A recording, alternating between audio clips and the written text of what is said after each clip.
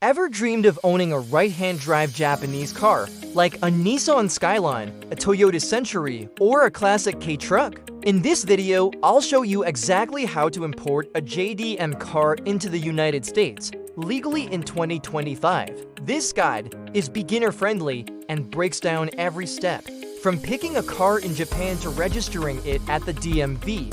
Let's get started. Chapter 1, the 25-year rule. The most important rule to know is the 25-year import rule. Here's how it works. In the United States, most foreign vehicles have to meet strict safety and emissions standards. These are set by the Department of Transportation and the Environmental Protection Agency.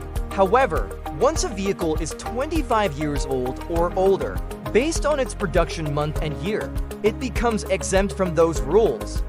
That means in 2025, any vehicle made before June of the year 2000 is legal to import with no special modifications. If the car isn't 25 yet, it's not eligible, and importing it without going through expensive legal conversions can get it seized by US Customs. So always check the build month, not just the model year.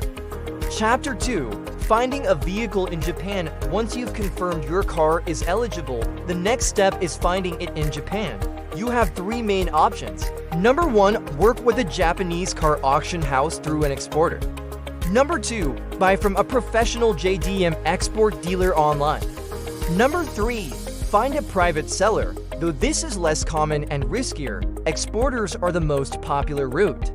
They help you place bids at auctions, inspect the car, and organize shipping. They'll also send you the auction sheet, photos, and details on the car's condition.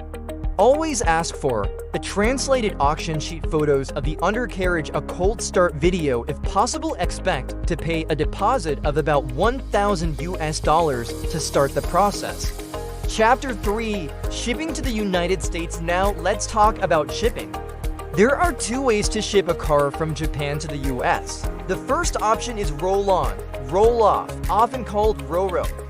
This means the car is driven onto a ship and off again at the destination. It's the cheapest option, but the vehicle is exposed to weather and can't carry extra parts. The second option is container shipping. Your car is placed inside a metal container and shipped securely.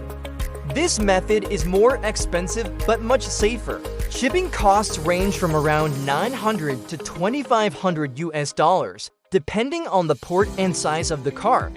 Popular arrival ports in the US include Long Beach, California, Jacksonville, Florida, Baltimore, Maryland, and Galveston, Texas. After your vehicle is shipped, you'll receive a document called a bill of lading. You'll need this to clear customs later. Chapter 4. Clearing US Customs. When your vehicle arrives in the US, it must go through customs clearance. Here's what you'll need to file. CBP Form 7501, the Entry Summary. Form HS7. This confirms the car is exempt under the 25-year rule. EPA Form 35201. Same thing. For emissions, the original Japanese title, ideally with a translation, and the bill of lading from the exporter. You can do this paperwork yourself or hire a customs broker for a few $100s. Also, be ready to pay import duties. The standard duty is 2.5% of the car's value for passenger cars. But for trucks, like Kei Trucks, the duty jumps to 25% thanks to an old law known as the chicken tax. Chapter 5. Registering your car at the DMV. After your car clears customs, it's time to make it road legal. Each state has different rules. But in general, you'll need the translated Japanese title, all of your customs paperwork, a VIN inspection, proof of insurance, and maybe an emissions test. Depending on your location, states like Arizona, Florida, and Montana make this easy, especially for vehicles over 25 years old. But states like California are very strict. Registering a JDM vehicle there requires additional compliance, or you may not be able to register it at all. Some people choose to form an LLC in Montana and register their car there. It's legal and it avoids strict emissions laws in other states. Chapter 6. Tips and mistakes to avoid. Here are some bonus tips that can save you time and money. 1. Double check the build date of the car, not just the model year. If it's even 1 month to new, it won't qualify. 2. Budget for hidden costs. You might face port storage fees, broker fees, or cleaning fees. Have at least $1,500 set aside for surprises. 3. Stick with a trusted exporter. Look for reviews, testimonials, or video walkthroughs of the cars they sell. And 4. Join online groups like JDM Import Alliance or Facebook communities. You'll learn from others and avoid rookie mistakes.